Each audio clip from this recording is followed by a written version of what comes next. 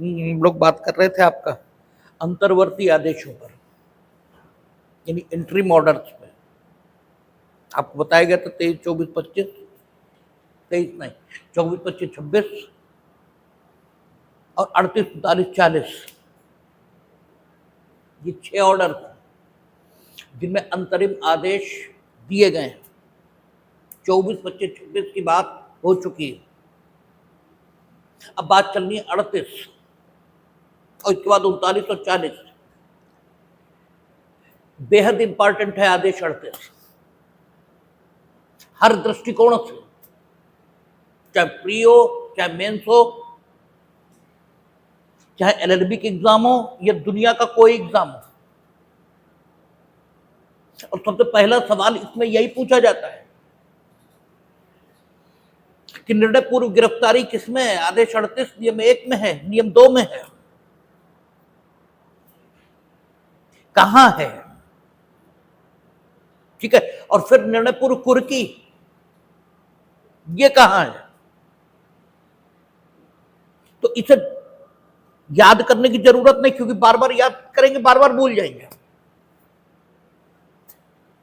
इसमें आदेश का नाम देखिए, कहता निर्णय के पहले गिरफ्तारी और कुर्की। तो जो ऑर्डर मार्जिनल नोट में है वही ऑर्डर आगे भी दिया गया है, उसी क्रम में ये प्रावधान व्यवस्थित किए गए। इसका मतलब गिरफ्तारी के प्रावधान पहले हैं और कुर्की के प्रावधान बाद में। आदेश 38 नियम 1 से लेकर 4 तक निर्णय पूर्व गिरफ्तारी, इसके संबंध में प्रावधान करना है। और आदेश 38 नियम 5 ये कुर्की के संबंध में प्रावधान करेगा। 5 और 6 भी संभवतः होगा। फिर आगे के प्रावधान चलेंगे कि कुर्की कैसे की जाए, क्योंकि सवाल यह भी होगा कि विभिन्न संपत्तियां अनेकों प्रकार की होंगी। हम लोगों ने सीआरपीसी में भी देखा है कि 83 जो सेक्शन पहले था उसमें कुर्की का एक प्रकार नहीं बताया था। उन्होंने कहा था कि अगर संपत्ति किसी स्थावर संपत्ति से उद्भूत होने वाले लाभों के रूप में, कोई स्थावर संपत्ति उससे लाभ ये उद्भूत हो रहा है, उन लाभों को कुर्क करना है, तो वे लाभ जिस व्यक्ति के द्वारा देय होते हैं उसे आदेशित किया जा सकता है कि तुम ये लाभ उस व्यक्ति को नहीं दोगे जिसे अब तक देते आए हो, क्योंकि स्थावर संपत्ति के लाभ कुर्क हो चुके हैं। मकान में किराएदार रह रहा है तो स्थावर संपत्ति से लाभ उत्पन्न हो रहा है किराए के रूप में, तो ये किराया कैसे कुर्क होगा? इसके कुर्क होने का तरीका वो तो नहीं है कि ताला लगा दो। भाई स्थावर संपत्ति कुर्क करनी हो, स्वयं मकान कुर्क करना हो तो बात अलग हो गई। मकान बंद किया, उसके सदर गेट पे ताला लगाया और उसे सील कर दिया। लेकिन जब किराया कुर्क करना है तो कैसे करें? जो जंगम संपत्ति है वो है उसके पास, ये कैसे कुर्क करें? जंगम संपत्ति बेजान हो सकती है और जीवित हो सकती है, लिविंग स्टॉक ये भी हो सकता है। वो डेयरी का काम करता है तो भैंसों को तो रोज खिलाना भी होगा, पानी भी पिलाना होगा। तो संपत्तियां विभिन्न प्रकार की हो सकती जिन्हें कुर्क करने की जरूरत पड़ेगी। तो मोड ऑफ अटैचमेंट,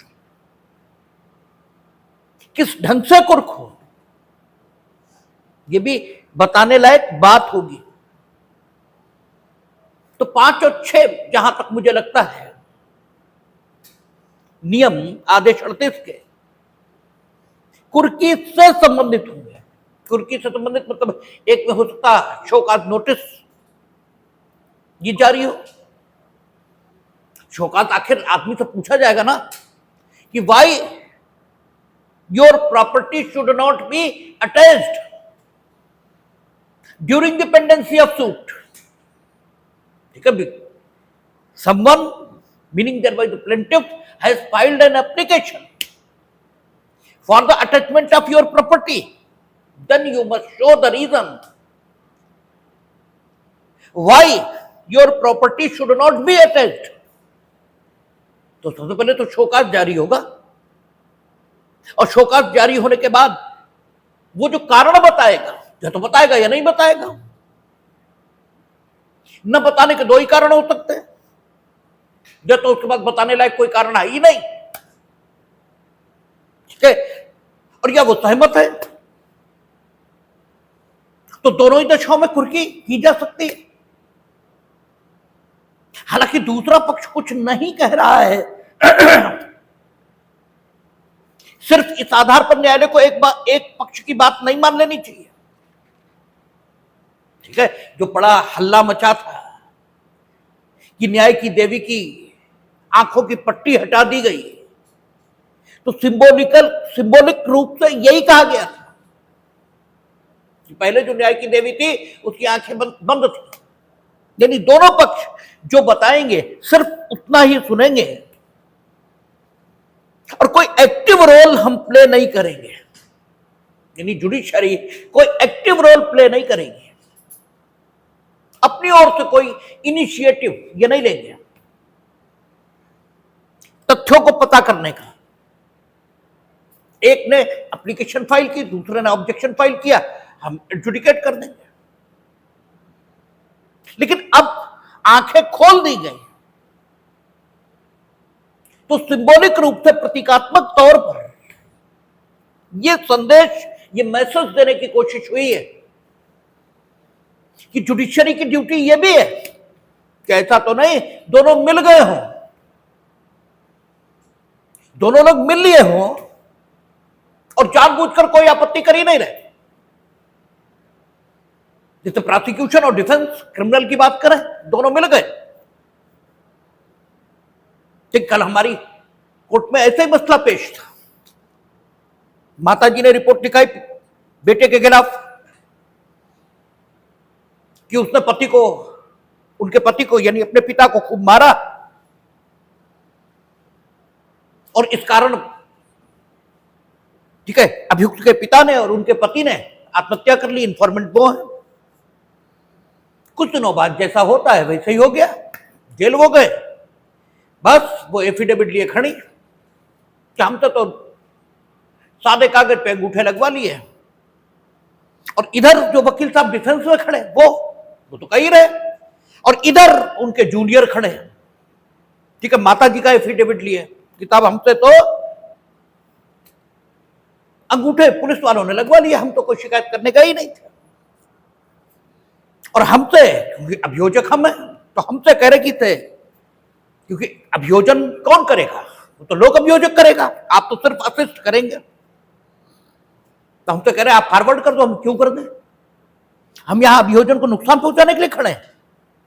तुम ये एफिडेविट लिए खड़े हो, ठीक है, हम अभियोजन को नुकसान पहुंचाएं, हम ये फॉरवर्ड कर दें, तुम अभी दो, ये अभियोजन की ओर से पढ़ा जाए और अभियोजन को नुकसान हो, हम इसके लिए खड़े हैं यहां, हम तो नहीं करेंगे।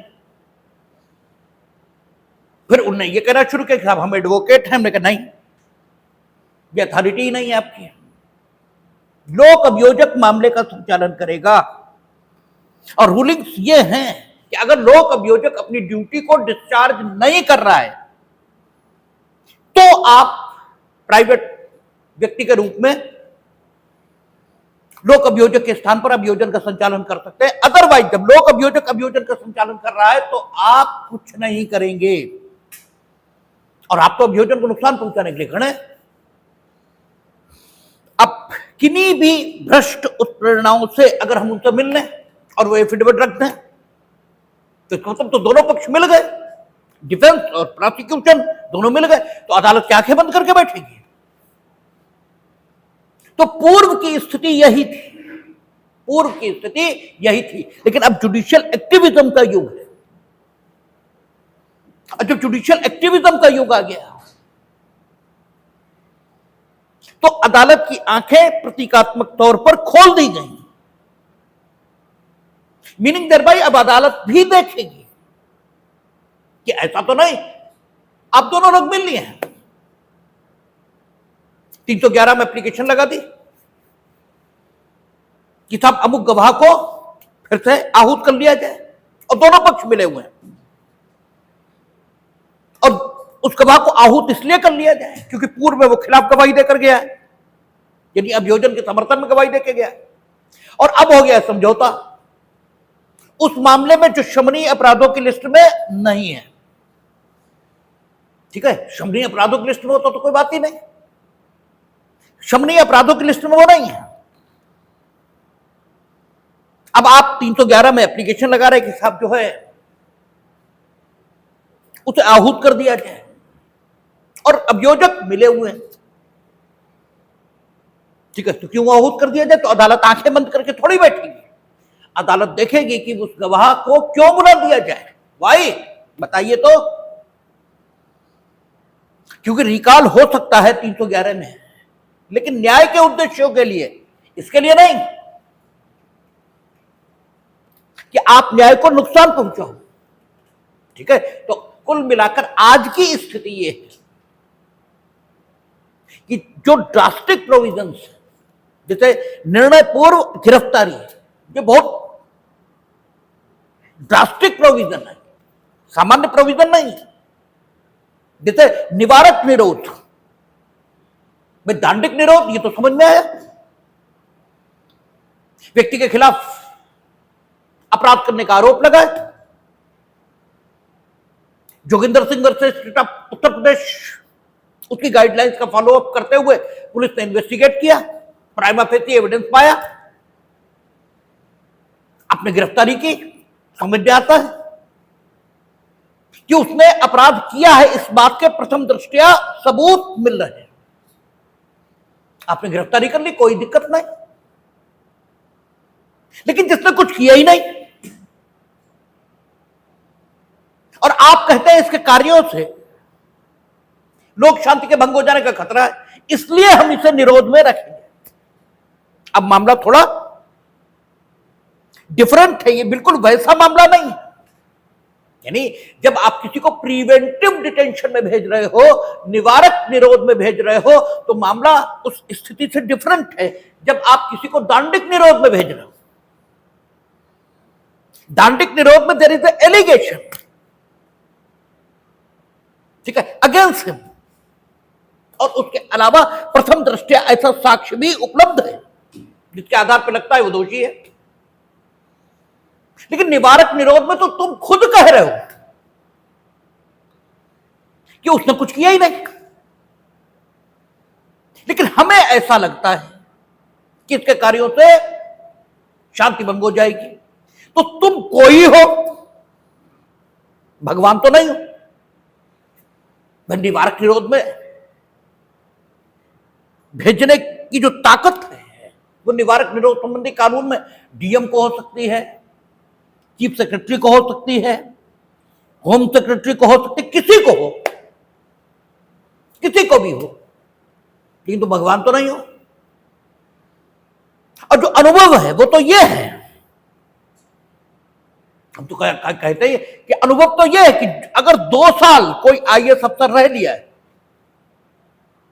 तो ये मानो ही मत कि वो ठीक आदमी भी हो सकता है। हर दृष्टिकोण से, बेईमानी के दृष्टिकोण से, हर दृष्टिकोण से वो ठीक आदमी हो ही नहीं सकता जो 2 साल आईएएस रह लिया। क्योंकि अगर 2 साल आप आईएएस रह लोगे तो तभी रह पाओगे जब चमचागिरी, ठीक है, गलत बात पर यस सर कहना, पैसे लेना और देना, ये सब कुछ सीख जाओगे, उससे पहले नहीं रह सकते आप। तो 2 साल आप आईएएस रह लिए, इसके मतलब आप आदमी तो अब नहीं है। आदमी नहीं मतलब आदमियत के गुणों से युक्त आदमी नहीं, बाकी प्रारूप से तो आदमी है ही। तो वो ताकत किसी को दी गई हो व्यक्ति को निवारक निरोध में भेजने की, लेकिन उस व्यक्ति का सेटिस्फेक्शन, उस व्यक्ति की संतुष्टि, ये भगवान की संतुष्टि नहीं है, और उस व्यक्ति ने कुछ किया भी नहीं है, उस व्यक्ति ने कुछ किया भी नहीं जिसे आप निवारक निरोध में भेज रहे हो, ये आप ही कह रहे हो। और भारत की स्वतंत्रता का जो संघर्ष है उसके पीछे जो सबसे तगड़ा मोटिवेशन है वो तो व्यक्ति का स्वातंत्र सुनिश्चित करना यही है। तो जब बिना अपराध आप किसी को जेल भेज रहे हो तो फिर इसके जस्टिफिकेशन भले ही कॉन्स्टिट्यूशन ऑफ इंडिया में मौजूद है, हम लोगों ने पढ़े हैं, देखा है, वहां 3 लिस्टें हैं और तीनों लिस्टों में निवारक निरोध संबंधी विधियां बनाने की ताकत सेंट्रल लेजिस्लेचर और स्टेट लेजिस्लेचर दोनों को मिली हुई है।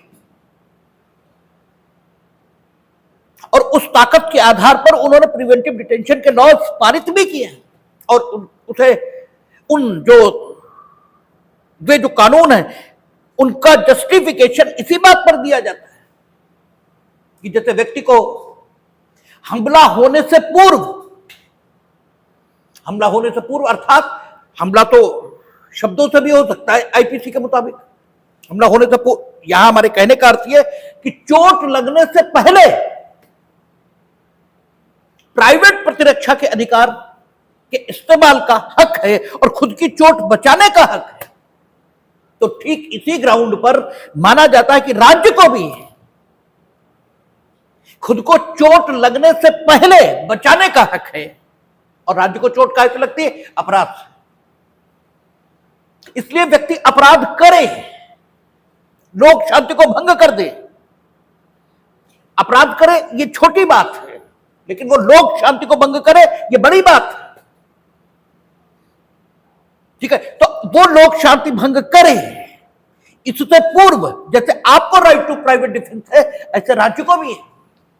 राज्य भी आपको प्रिवेंटिव डिटेंशन में भेज सकता है, लेकिन अब 2 विपरीत हित आ गए हैं। राज्य को खुद को सुरक्षित करने का हक है, जैसे आपको खुद को सुरक्षित करने का हक है राइट टू प्राइवेट डिफेंस के माध्यम से।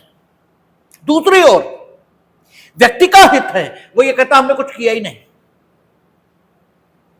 हमने कोई ऐसा काम नहीं किया जो आपके द्वारा प्रोहिबिटेड हो, और आप कहते हैं कि हमारे कार्यों से शांति भंग की आशंका है,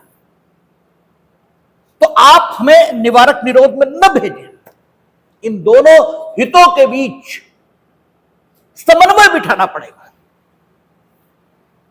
ठीक है, और ये समन्वय बिठाने का काम कानून करेगा।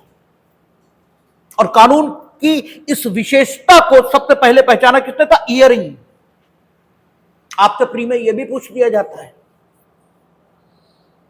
कि जो आपका सोशलिस्ट विचारधारा है,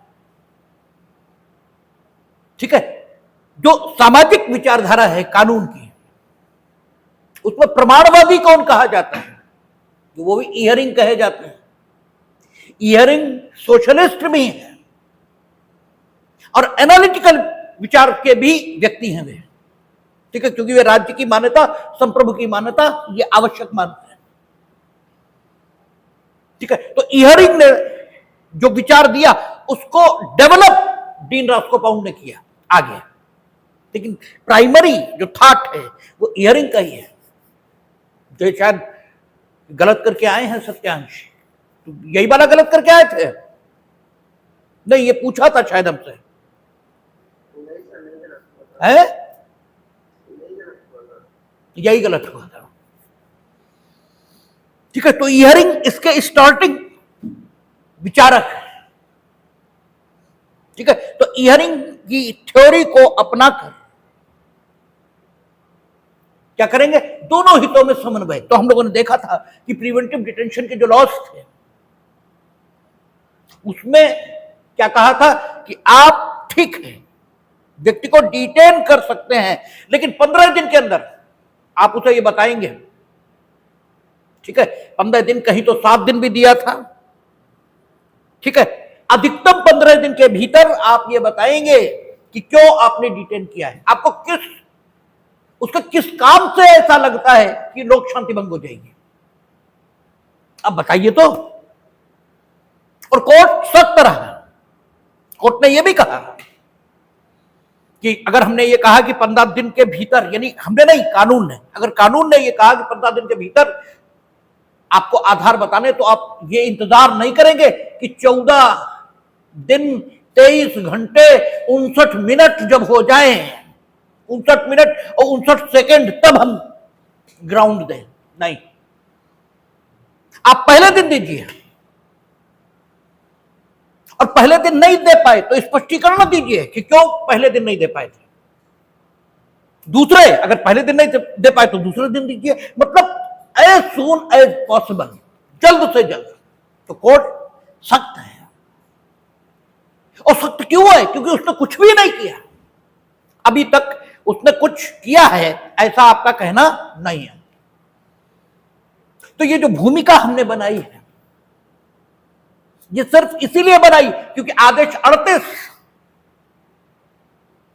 उसी दशा में लागू होगा जब प्लेंटिफ का सूट डिग्री नहीं हुआ है।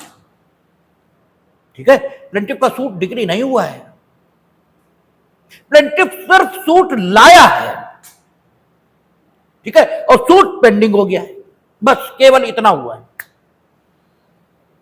और आप जानते हैं सूट पेंडिंग कब हो जाता है? आदेश 4 नियम 1, जैसे ही वादी द्वारा प्रस्तुत किया गया वाद पत्र सिविल वादों के रजिस्टर में उचित संख्यांक पर, उचित संख्यांक मतलब जो नंबर चल रहा हो, ठीक है, 2 तक दर्ज हो चुका तो उचित संख्यांक कौन सा है? 3। जब उचित संख्यांक पर दर्ज कर दिया जाए, प्रविष्ट कर दिया जाए, सिविल सूट फाइल हो गया, और जैसे वो फाइल हुआ वैसे लंबित हो गया। अभी डिफेंडेंट आया नहीं है, अभी डिफेंडेंट आया नहीं है, और आदेश 38 कहता है कि जैसे ही सूट पेंडिंग हुआ वैसे ही निर्णय पूर्व गिरफ्तारी हो सकती। सूट पेंडिंग हुआ तो निर्णय तो हुआ नहीं, तो अब यह अवस्था जो सूट दायर होने के बाद उत्पन्न हुई है, यह निर्णय तक या निर्णय पारित होने तक, इस अवस्था को जो हम नाम देंगे वो क्या होगा? वाद की लंबिता अवस्था, या पेंडेंसी ऑफ सूट, ये इसका नाम होगा। और आदेश 38 कहता है कि during the pendency of suit, आपसे अगला जो प्री में पूछा जाता वो ये कि निर्णय पूर्व गिरफ्तारी, इसके लिए कोर्ट कब आदेश कर सकता है?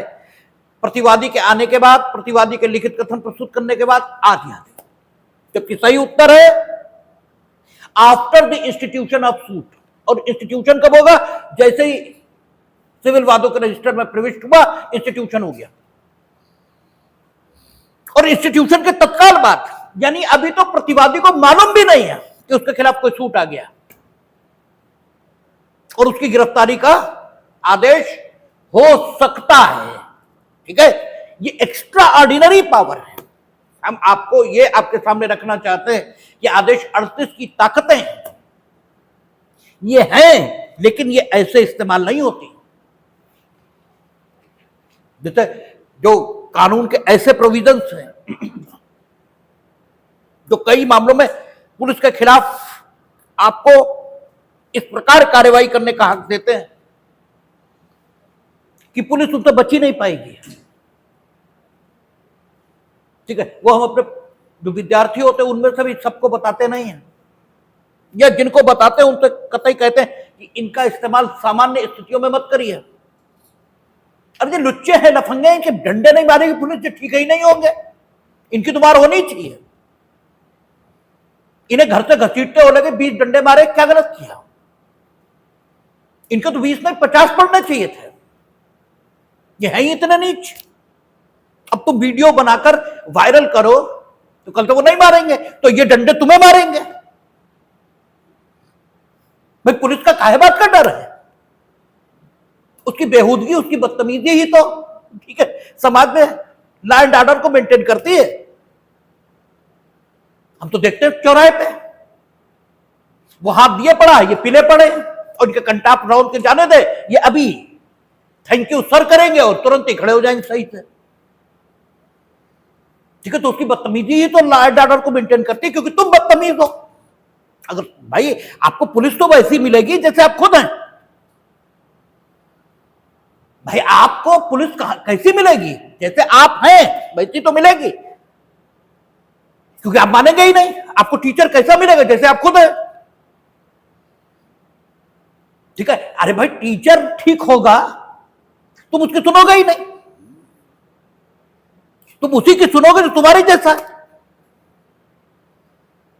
तो सीधी बात है, पुलिस वैसी होनी चाहिए। तो ताकत का होना ये अलग बात है, और ताकत का इस्तेमाल किस जगह पर किया जाए ये अलग बात है। भाई अमेरिका सुपर पावर है, ऐसे परमाणु बम उनके पास है कि पृथ्वी का 7 बार नाश कर दें। तो क्या उन्हें ईरान पे चला दिए? भाई नहीं चलाए ना। रूस के पास ऐसी स्थितियां, उन्हें यूक्रेन पे चला दिए। ठीक है, तो ताकत का होना अलग बात है, लेकिन ताकत का इस्तेमाल अलग बात है। तो आदेश 38 ड्रास्टिक पावर्स दे रही है कोर्ट को कि after the institution of suit, even defendant जानता भी नहीं है कि उसके खिलाफ कोई सूट आया है। तो एफआईआर से ज्यादा खराब पोजीशन है, और उसकी गिरफ्तारी का आदेश निकल सकते हैं, लेकिन निकाले जाएंगे, इसमें बड़ी कठिनाई है, इसमें बड़ी कठिनाई है। और जब भी इसके साथ आदेश 38 के साथ जुड़ा हुआ एक प्रश्न और आपसे पूछा जाता है कि निर्णय पूर्व गिरफ्तारी कराई गई, और कोर्ट ने बाद में पाया कि there was no reasonable ground to file the application for the arrest of defendant, ठीक है, ड्यूरिंग डिपेंडेंसी ऑफ सूट। कोई रीजनेबल ग्राउंड नहीं था। देखिए, दो बातें, आपकी बात ठीक थी, यद्यपि सही नहीं थी। आपकी बात युक्ति संगत थी, यद्यपि ठीक नहीं थी। कोई दिक्कत नहीं, गलती होती है, सबसे होती है, ठीक है, आप क्षमा किए जाओगे। लेकिन यह प्रदर्शित हुआ कि कोई ग्राउंड ही नहीं था, मीनिंग देयर बाय तुम्हारी जगह किसी को खड़ा कर दो, वो उन स्थितियों में ये कभी नहीं सोचेगा जैसा तुमने सोचा। जब ये पोजीशन होती है तब ये कहा जाता है कि there was no reasonable ground. ये शब्द का प्रयोग होते हैं, there was no reasonable ground, ये तब प्रयोग होते हैं कि आपकी जगह किसी को खड़ा कर दिया होता, बस वो सामान्य बुद्धि का मनुष्य होता, पागल ना होता, तो वो उस स्थिति को कभी अपनी कल्पना में नहीं लाता, अपनी सोचों में नहीं लाता। जो तुमने अपनी सोचों में आना प्रदर्शित किया है, तो फिर क्या माना जाना चाहिए? ये नाटक किया है तुमने, क्योंकि सामान्य बुद्धि का कोई मनुष्य उस स्थिति में वैसे नहीं सोचेगा जैसा तुम कहते हो कि तुमने सोचा। ये तुम कहते ही तो हो। तो ये कैसे मान लिया जाए कि जब दुनिया का कोई आदमी उन स्थितियों में वैसे नहीं सोचेगा तो तुम वैसे सोच सकते थे? इसका सीधा मतलब यह है कि नहीं, आपने नाटक किया, आप झूठ बोल रहे थे। ठीक है, तो अगर कोर्ट ने यह पाया कि there was no reasonable ground to file an application for the arrest of the defendant during dependency of suit under order 38, ठीक है, then the court may award the compensation up to 50,000 rupees। इतना compensation कहीं है नहीं पूरी CPC में। 50,000 रुपया, 50,000 रुपए तक कहा है उसको, और उसके बाद भी मिथ्या कारावास आदि के लिए आप अभियोजन से मुक्ति पाएंगे ऐसा भी नहीं है। हालांकि यहां जो कंपनसेशन पाएंगे, वहां जो कंपनसेशन पाएंगे, वो कैलकुलेट कर लिया जाएगा, वो बात अलग है। लेकिन आपके विरुद्ध दायित्व तो रहेगा। तो अगर आप मेंस में लिख रहे हैं इसको, तो निर्णय पूर्व गिरफ्तारी आप आदेश 38 नियम 1 से लेकर 4 तक की चर्चा तो करेंगे ही, साथ में सेक्शन 95 इसका जिक्र भी करेंगे। अदरवाइज ये कंप्लीट क्वेश्चन नहीं माना जाता। और ऐसे निर्णय पूर्व कुर्की उसकी बात करेंगे तो भी, क्योंकि जो सेक्शन 95 है वो कई जगह पर काम आएगा, कई जगह पर 39 में भी काम आएगा, 38 में भी काम आएगा। तो आप जब भी इन उपबंधों की चर्चा कर रहे हैं तो आप सेक्शन 95 की चर्चा जरूर करेंगे। फिर आप देखेंगे कि आदेश 38 सेक्शन 95 यहां से हर जगह सवाल बनते ही बनते हैं, इसलिए आदेश 38 को बिल्कुल ठीक से देखना चाहिए। तो सबसे पहले क्या होगा, न्यायालय चूंकि इस ताकत का इस्तेमाल मुकदमा दायर होते ही प्रतिवादी के विरुद्ध कर सकता है, इसलिए यह एक ड्रास्टिक पावर कही गई है। और ड्रास्टिक पावर का उपयोग जब भी कोई भी करेगा तो उसे कड़ाई से उस प्रक्रिया का पालन करना पड़ेगा जिस प्रक्रिया से उस ड्रास्टिक पावर का उपयोग किया जा सकता है, क्योंकि जो खतरनाक ताकतें हैं उनके उपयोग की प्रक्रिया निर्धारित ही इसीलिए की जाती है ताकि उनसे जितना जरूरी हो सिर्फ उतना ही नुकसान, ठीक है, उत्पन्न हो, उससे अधिक नुकसान उत्पन्न न हो, ये रहता है। इसलिए अगर आपको दंड अधिरोपित करना है किसी पर तो सीआरपीसी के मुताबिक ही हो सकता है, अदरवाइज नहीं। सीआरपीसी के मुताबिक यानी विचारण, और विचारण में तुम्हारी मर्जी से नहीं, जैसा सीआरपीसी में लिखा है वैसा। ये आप तय नहीं करेंगे कि विचारण कैसे होगा, ना जज साहब तय करेंगे, ये कानून ने तय कर दिया, विचारण वैसे ही चलेगा। और इसी तरह अगर कहीं भी कोई भी ड्रास्टिक ताकत होगी, ड्रास्टिक पावर होगी, तो उसके उपयोग का जो तरीका बताया है उस तरीका आपको अपनाना ही होगा। तो यह सही है कि आदेश 38 नियम 1 के अंतर्गत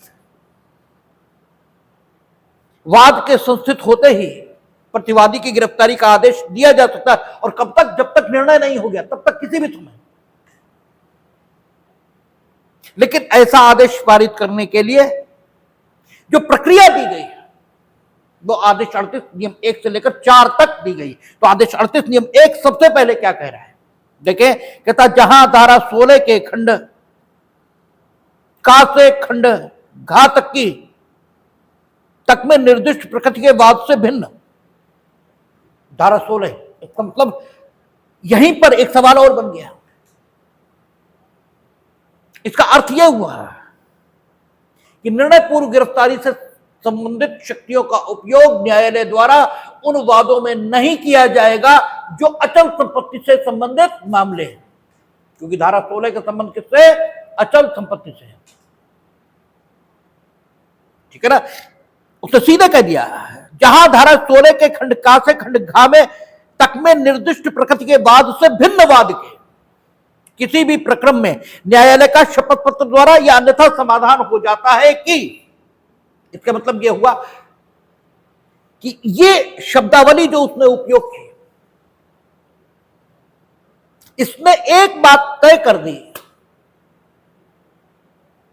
कि धारा 16 के खंड का से घा तक के वादों में, धारा 16 के खंड का से खंड घा तक जिस प्रकृति के वाद निर्दिष्ट किए गए हैं उन वादों में न्यायालय अपनी इस ताकत का उपयोग नहीं कर सकता, ठीक है, क्योंकि उसने कह दिया ना प्रकृति के वाद से भिन्न वाद के किसी प्रक्रम में, यानी ये वाद है तो उपयोग नहीं होगा। इस धारा 16 में खंड का से खंड घा तक जो वाद निर्दिष्ट है उन वादों की जो प्रकृति है उससे भिन्न प्रकृति का कोई वाद यदि है तो, ठीक है, तो उसमें नीचे लिखे प्रकार से आदेश 38 की ताकतों का इस्तेमाल हो सकता है, ठीक है। आदेश 38 की ताकतों नहीं, आदेश 38 नियम 1 में वर्णित ताकत का इस्तेमाल हो सकता है। लेकिन अगर वो वाद धारा 16 के खंड का से खंड घातक निर्दिष्ट प्रकृति का वाद है तो फिर इस ताकत का इस्तेमाल नहीं होगा।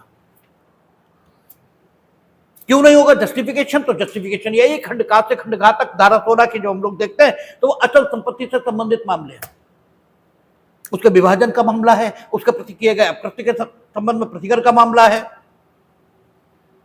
अचल संपत्ति के कब्जे के प्रति उद्धरण का मामला है। तो अचल संपत्ति तो है ही है, जो subject matter of the suit है वो तो कहीं जा ही नहीं रहा। आपका कहना यही तो है कि डिफेंडेंट हमारी अचल संपत्ति पर जबरदस्ती कब्जा बनाए हुए और आप रिकवरी ऑफ पोजेशन का मुकदमा लाए, यदि अचल संपत्ति के कब्जे के प्रति उद्धरण का मुकदमा लाए। अगर आपका यह भी कहना कि भाटक की वसूली ये नहीं, तो ठीक है, देखेंगे। भाटक की वसूली न भी हो, आपको मकान तो मिल ही जाएगा, ठीक है। उसकी निर्णय पूर्व गिरफ्तारी क्यों कर ली जाए? गिरफ्तारी का तो कोई आधार नहीं दिखता। अगर नहीं देगा भाटक, भाई मकान तो आपको मिल ही जाएगा, भाटक अगर रह जाएंगे तो जब डिग्री का एग्जीक्यूशन चलेगा तब उसकी जो संपत्ति होगी उसे करेंगे, ठीक है ना। क्योंकि आगे जब आदेश 38 में हम देखेंगे कि आधार, किन आधारों पर उसकी गिरफ्तारी हो सकती है प्रतिवादी की, तो हम देखेंगे कि वहां यह कोई आधार नहीं दिया गया है कि प्रतिवादी की गिरफ्तारी इसलिए भी हो सकती है कि यदि वादी के पक्ष में निर्णय डिग्री पारित हो जाए तो वादी को डिग्री निष्पादित कराने में सुविधा हो। यह नहीं है आधार। अगर आपको अचल संपत्ति के कब्जे का प्रत्युद्धरण चाहिए और साथ ही साथ आपका यह भी कहना है कि अचल संपत्ति पर किराया यह भी बकाया है, तो प्रतिवादी को अगर हम गिरफ्तार भी कर लें तो उसका जस्टिफिकेशन क्या है, क्यों कर लें? अधिकतम आप जस्टिफिकेशन ये दे सकते हैं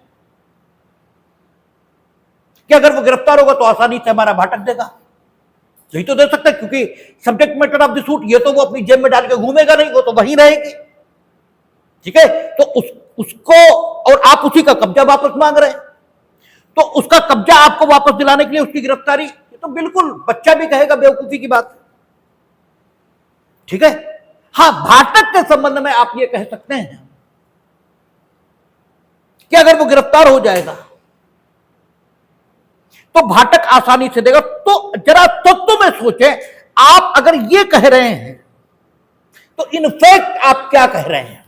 जरा तत्व में सोचें तो आपको उत्तर मिलेगा कि अगर आप ये कह रहे हैं तो वास्तव में तो आप ये कह रहे हैं कि इन्हें इसलिए गिरफ्तार कर लिया जाए ताकि यदि मेरे पक्ष में कोई डिग्री पारित हो तो उस डिग्री को इनके विरुद्ध निष्पादित कराने में सुविधा हो, ये कह रहे हैं आप। इनफैक्ट तो आप ये कह रहे हैं, शब्द आपने कोई चुन लिए हो, लेकिन जो प्रतिध्वनित है वो यही है। तो साहब ये तो आधार नहीं है। अभी हम लोग आधार देखेंगे, निर्णय पूर्व गिरफ्तारी के आधार क्या हैं। जब हम वो देखेंगे तो ये आधार नहीं है कि वादी को उस डिग्री को जो अभी उसके पक्ष में पारित भी नहीं हुई, जो अभी उसके पक्ष में पारित भी नहीं हुई है,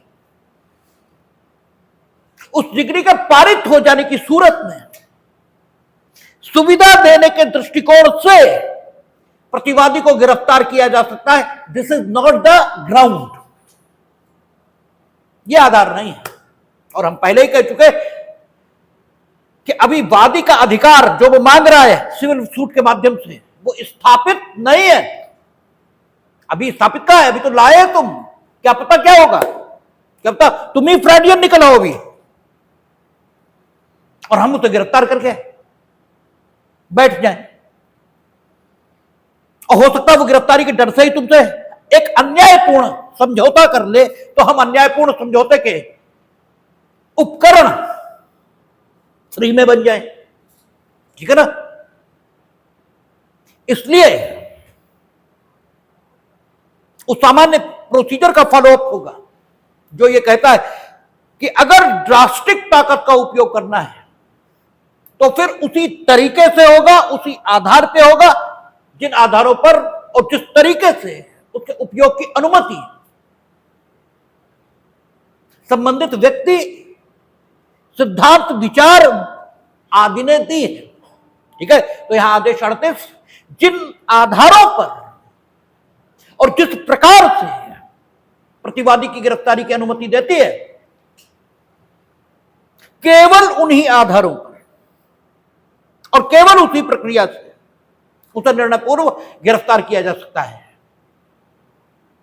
और धारा 16 में खंड का से खंड घा तक जो कुछ निर्दिष्ट किया गया है, ठीक है ना, उसकी प्रकृति ऐसी है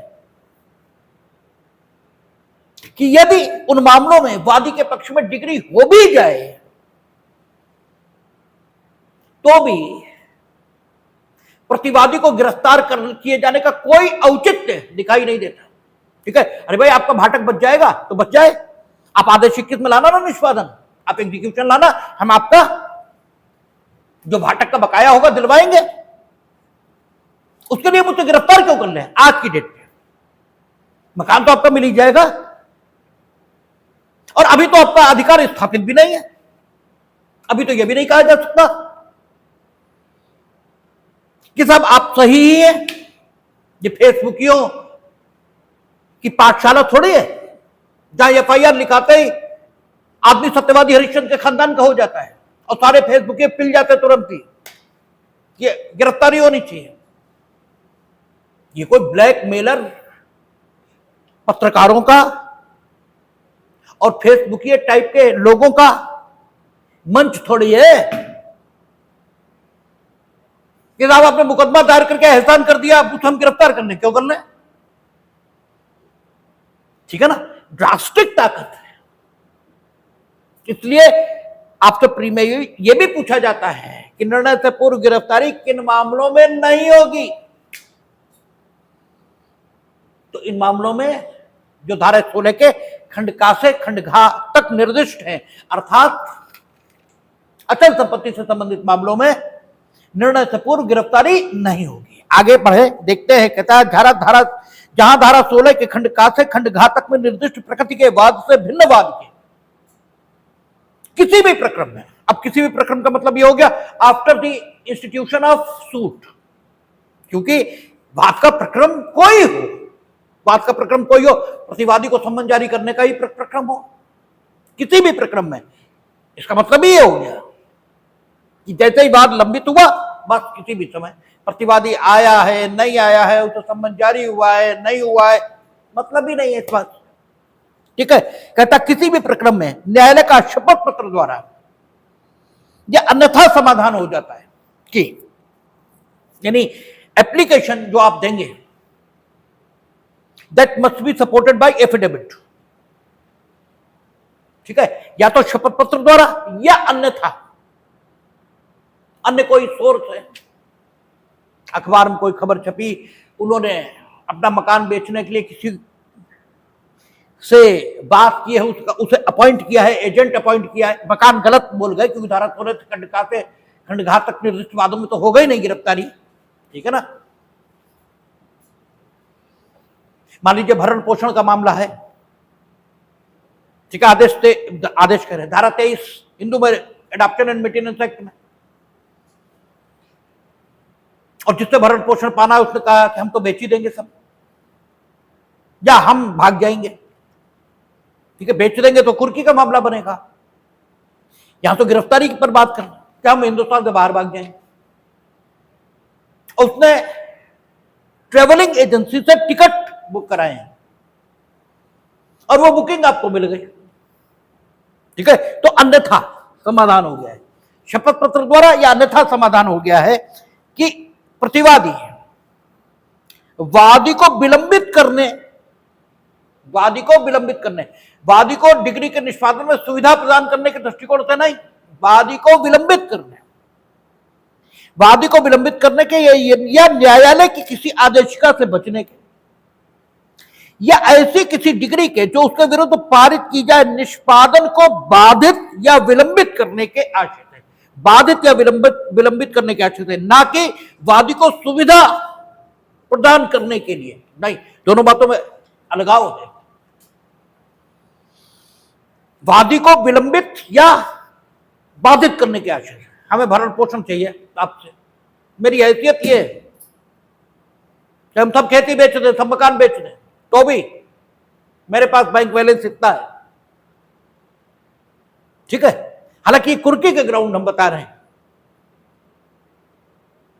ठीक है, छोड़िए। हम भरण पोषण के खिलाफ आप मेरे खिलाफ मुकदमा लाए।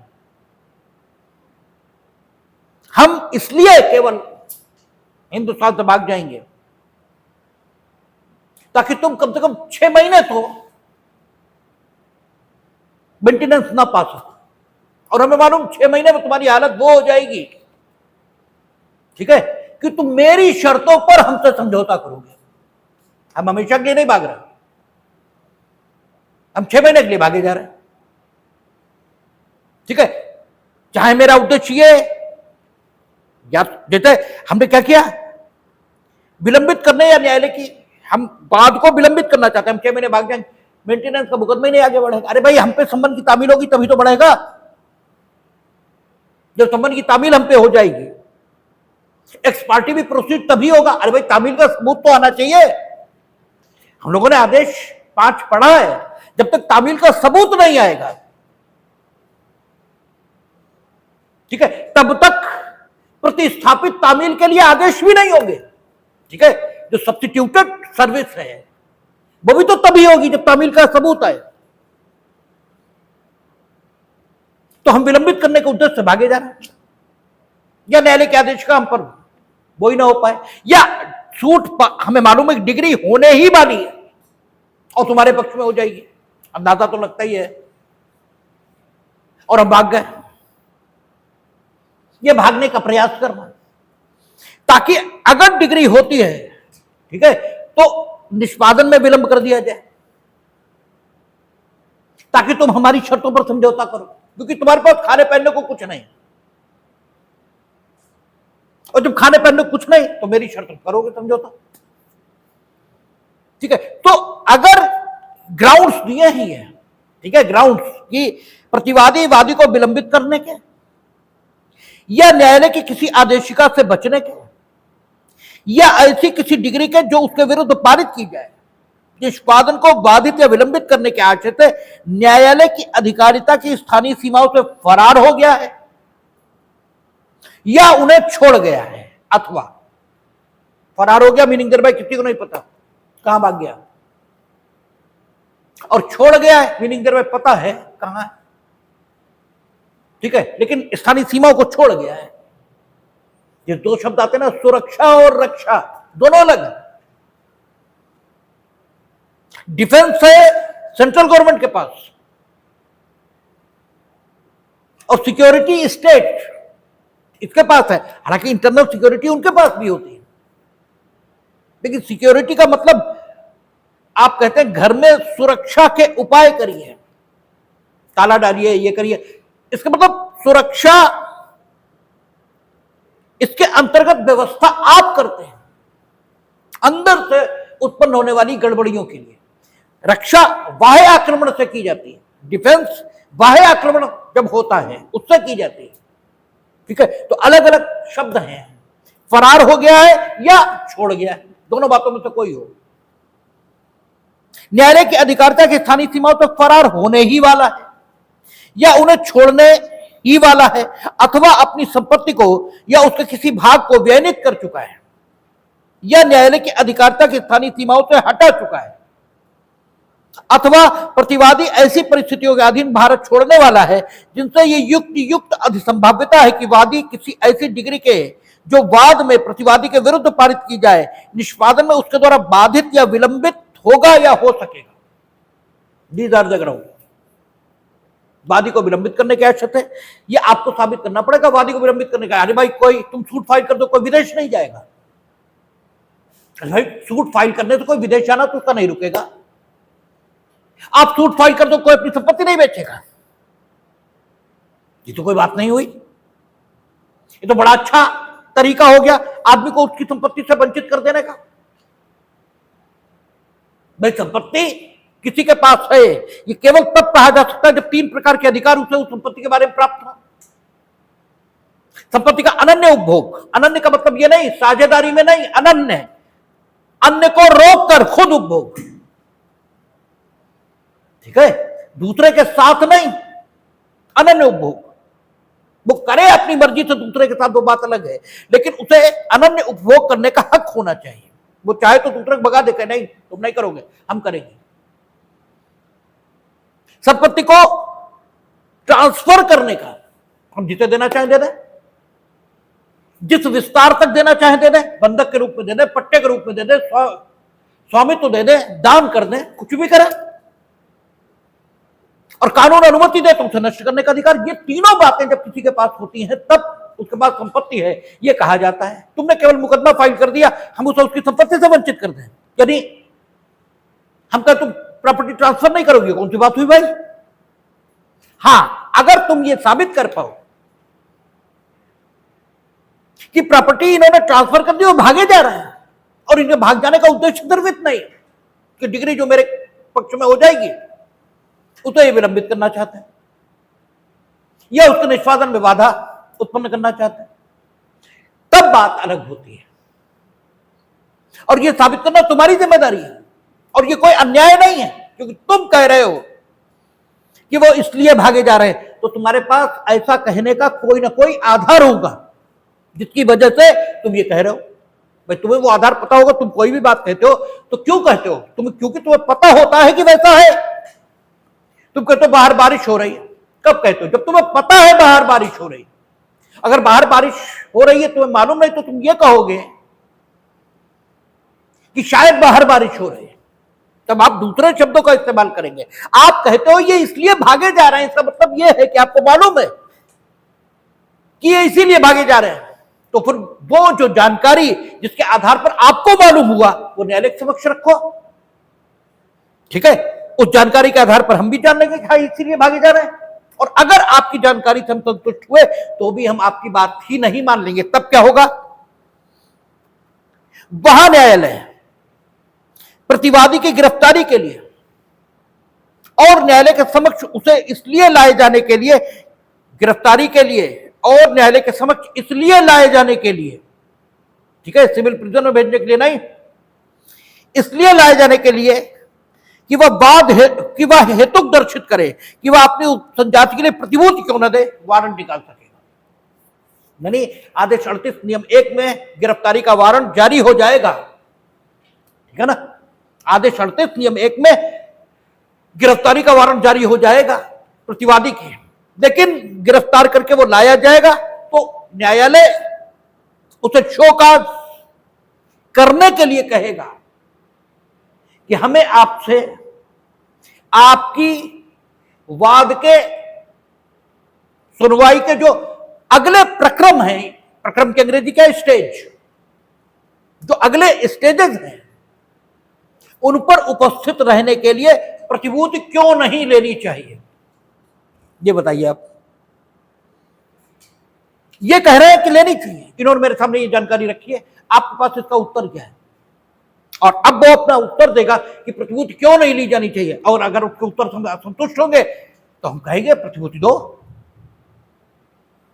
ठीक है, प्रतिभूति दो ताकि तुम भाग भी जाओ, तो हम प्रतिभूतियों को तो पकड़ सके कि तुम कहां जा रहे हो, भाई ये भाग गए, और अगर नहीं दे पाओगे तो हम तुम जेल भेजेंगे, ठीक है? जेल यानी सिविल प्रिजन में, सिविल प्रिजन, दांडिक जेल में नहीं, दांडिक जेल अलग है, सिविल प्रिजन अलग है। जेल यही रहेगी, जेल यही रहेगी, तुम्हारा घर भी जेल हो जाएगा। भाई जेल के नियम लागू कर दें, अभी तुम्हारा घर जेल, स्थान में कोई बदलाव थोड़ी है। हमने आपसे कई बार कहा था कि सन्यासी होने के लिए जंगल जाना जरूरी थोड़ा ही है, यहीं बैठे बैठे भी आप सन्यासी हो सकते हैं और जंगल में भी आप गृहस्थ हो सकते हैं। अगर आप ये अनुभव कर लें